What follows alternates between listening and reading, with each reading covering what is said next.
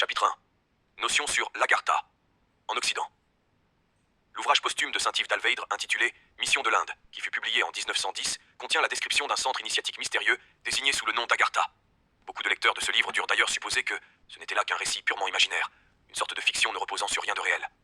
En effet, il y a là-dedans, si l'on veut y prendre tout à la lettre, des invraisemblances qui pourraient, au moins pour qui s'en tient aux apparences extérieures, justifier une telle appréciation.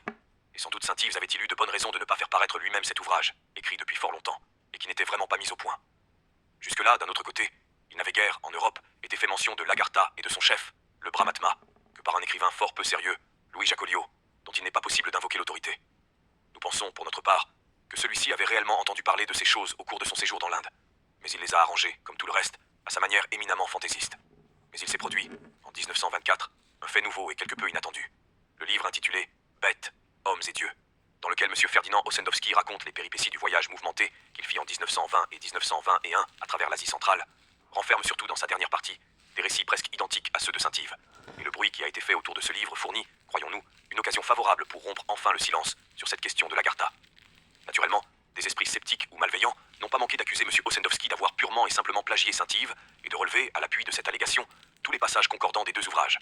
Il y en a effectivement un bon nombre qui présentent, jusque dans les détails, une similitude assez étonnante. Il y a d'abord ce qui pouvait paraître le plus invraisemblable chez Saint-Yves lui-même, nous voulons dire l'affirmation de l'existence d'un monde souterrain étendant ses ramifications partout, sous les continents et même sous les océans, et par lequel s'établissent d'invisibles communications entre toutes les régions de la Terre. M. Ossendowski, du reste, ne prend pas cette affirmation à son compte. Il déclare même qu'il ne sait qu'en penser, mais il l'attribue à divers personnages qu'il a rencontrés